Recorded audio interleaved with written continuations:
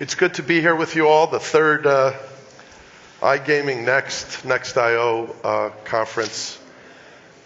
The problem with the Player Protection Symposium is the people in this room, in my opinion, are the thought leaders, including the three to my left. We need to be able to communicate, as I think the previous panel was trying to educate us, about those who need to take this issue more seriously. So as Representative Fluharty just said earlier, Pascrell's going to probably talk for 24 minutes and then he'll give us each a minute, right, Anthony Stranger? I'll try not to do that. But I do want to say a couple of important things, and you've heard from some of them. You heard from Epic earlier today. The leadership in that organization, I strongly encourage you to talk to Paul Buck, the CEO, or any of his senior staff that are here, because what they're doing is quite impressive and having an impact, because they've met with the regulators here and Representative Fluharty years ago. There's also companies, affiliates are starting to take RG a little bit more seriously, and let's hope that the RGAA is successful and gets off the ground. It's hard to do. But then there's a whole other set of players that we're going to talk about. Payment processing companies. Two important issues for them, obviously AML and the whole single wallet system. But there are two ladies in this room. One is the US CEO and the other is the global CEO, Andrea McEachin and Sue Page. Sue Page is the US CEO, lives just down the road from me. They didn't need somebody to prod them. They came out and reached out and said, we want to be involved in RG. And what I'm hoping is that companies, and I'm not saying this just because I'm on the foundation and they're a significant client of mine, but companies like Entain need to be recognized for the proactive approach in already spending north of $50 million in the US on this subject. So we have a really cool panel here. We have Shawn Fluharty, who's a representative in West Virginia. Like me, he's a Democrat, but he's a Democrat in a very tough state to be a Democrat in. But Shawn is a thought leader. He's gotten a lot done in the legislature because he knows how to cross the aisle. He's also head of government affairs for Playn'GO, which is quite impressive. But Shawn is also the president of NCLGS, which Spectrum is very involved with. Yes. Christopher Schroder has just a remarkable resume, and I'm not going to click all through it because you need to hear from him. He just succeeded the great Dan Hartman when Dan retired last year, and he's already making quite a name for himself. We've already done a bunch of meetings on RG, and his thought leadership is very valuable. And then I just hate this. I get emotional because my good buddy Dave Rebuck retired on Friday. He's going to be here, by the way. You should come to our panel with Senator Adabo on Friday morning because Dave said the handcuffs are off. He's retired. Cathy Judd-Stein is also a very amazing person. When I hear from clients of mine abroad, wherever they are abroad, they always kind of talk, not all of them, but kind of roughshod about regulators. These two individuals are very embracive. They take meetings all the time.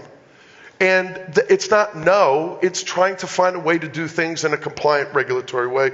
So Cathy is retiring very soon. She just got a great shout out from the person who appointed her, Charlie Baker, who I adore.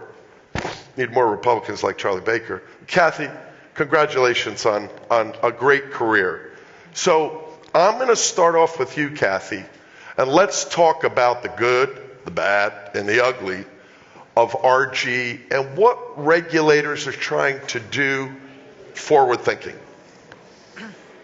Well, thank you for that, and thank you for having me. It's just been a real pleasure to meet Shawn today and Chris, and the good work of Dan, and we're going to miss Dave so much, but I suspect we'll be hearing a lot from Dave Rebuck. In Massachusetts, we are really, really fortunate that the legislature, when they really passed the act that allowed for expanded gaming and casino gaming and for sports wagering, really provided generous resources for responsible gaming initiatives and for research about problem gambling. It's really such generous funding, and it's allowed us to do things that I think really put Massachusetts on the map, and I credit our Research and Responsible Gaming division headed up by Mark Vanderlinden. In terms of sports wagering, I'm really lucky that my fellow commissioners and I, we do everything in public. For those of you who've ever followed any of our meetings, I'm really sorry about that, but we hold all of our meetings in public due to the open meeting law and stream. And we, when sports wagering was legalized in August of last year, we set out to develop an application and licensing process that would reflect the values of the commission as well as the state, of course, the statutory responsibilities and mandates.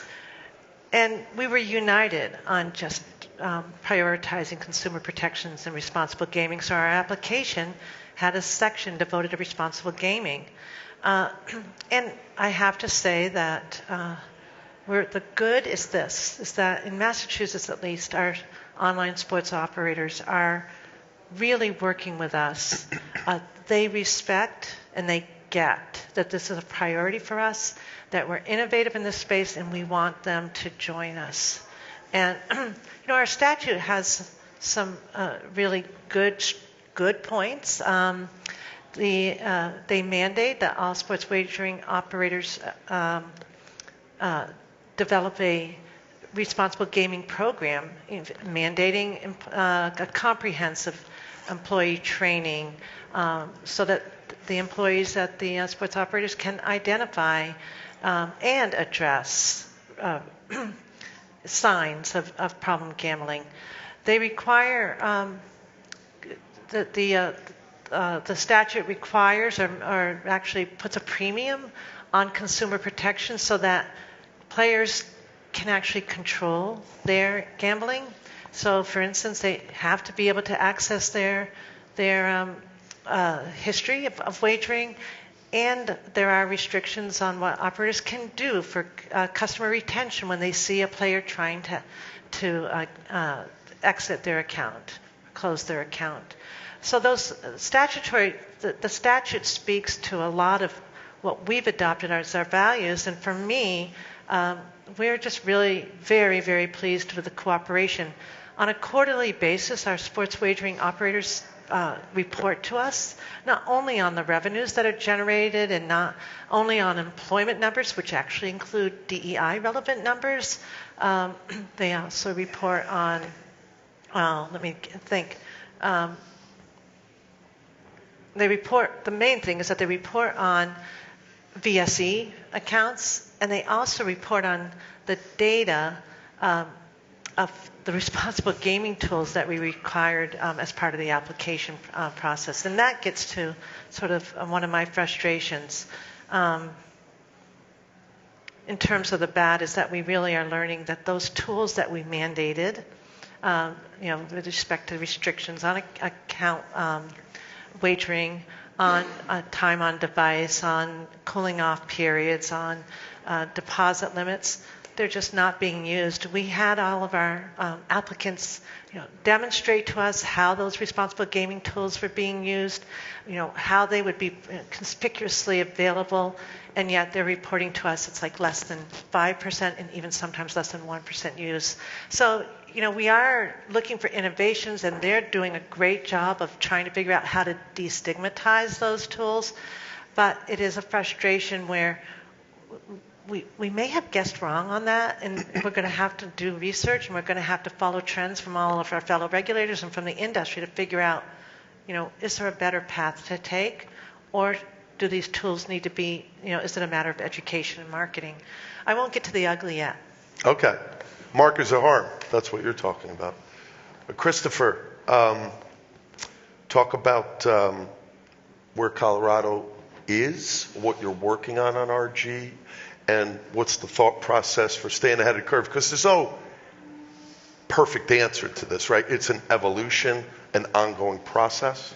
Yeah, absolutely. I think we've done a lot in a short period of time in Colorado.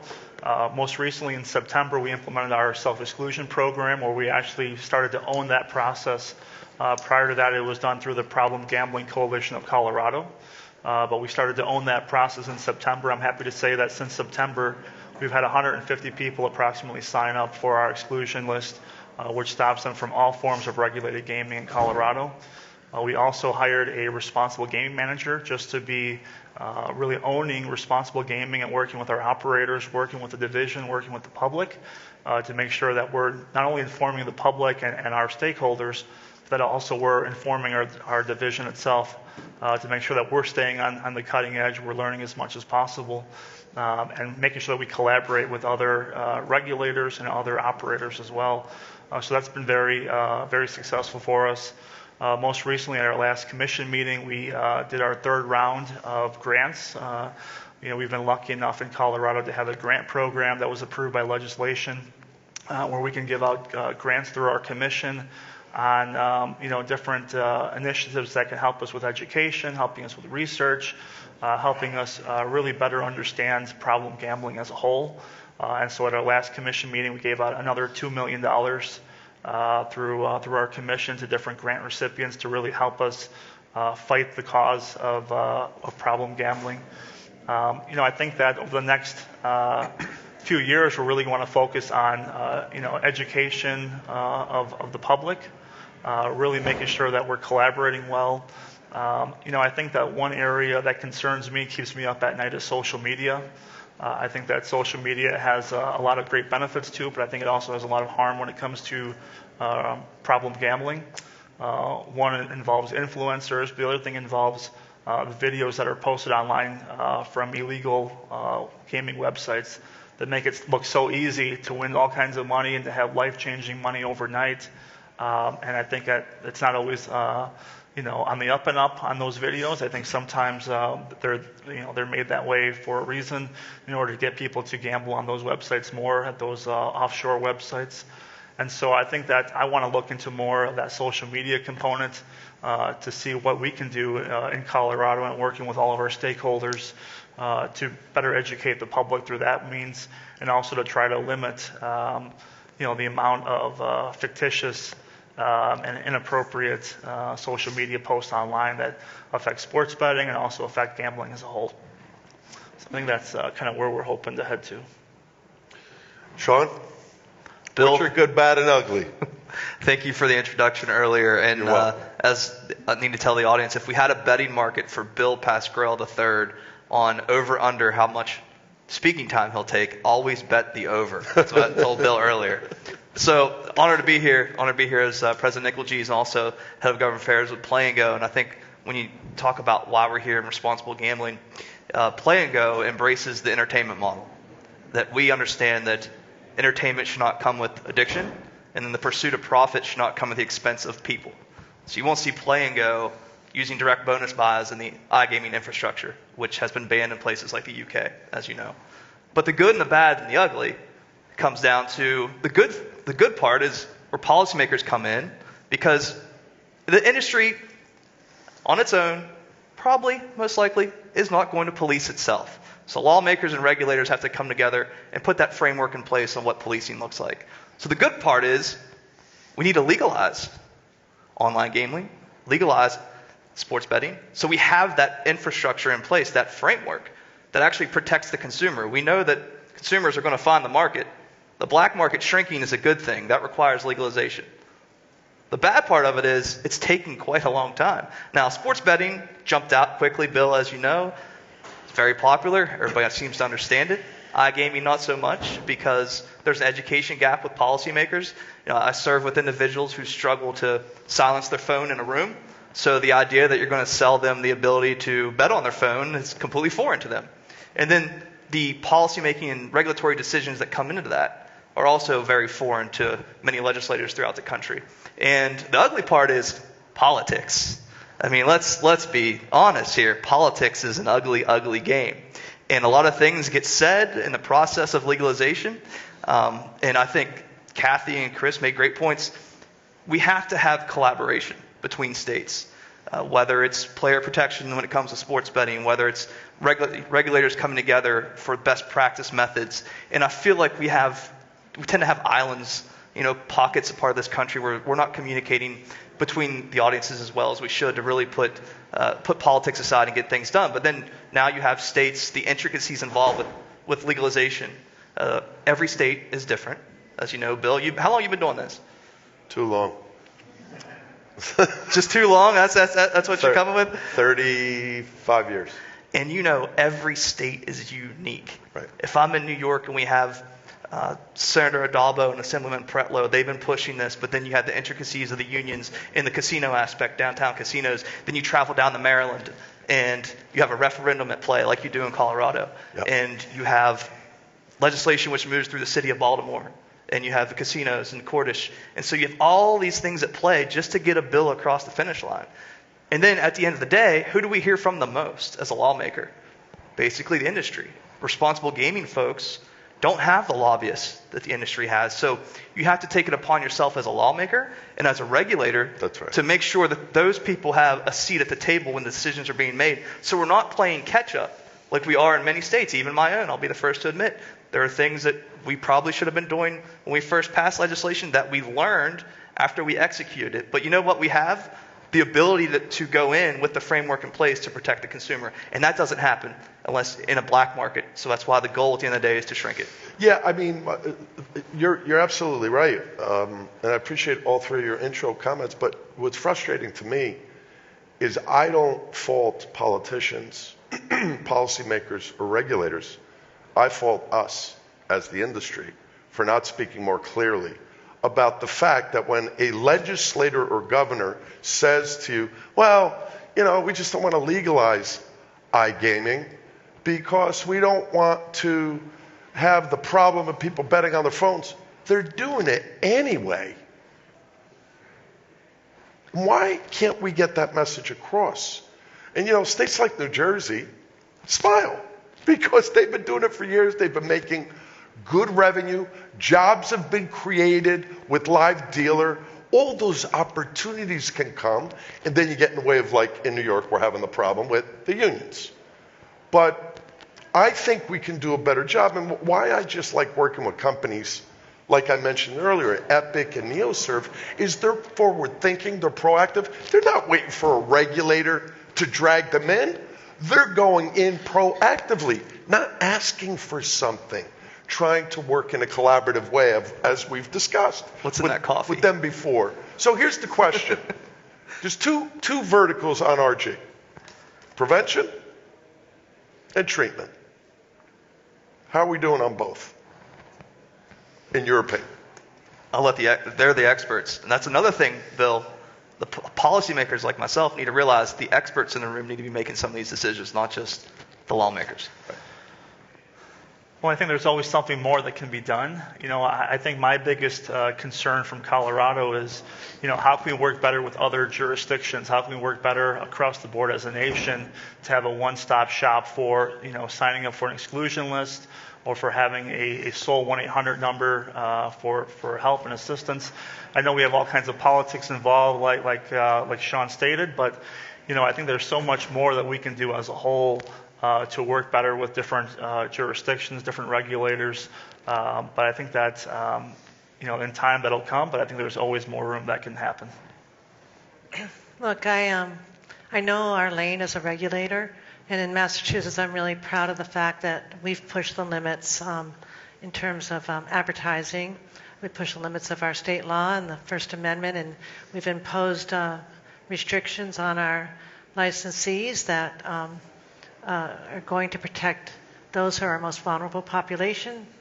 Some of you in the room are affected by those regulations, and we're very, very proud of the rigor.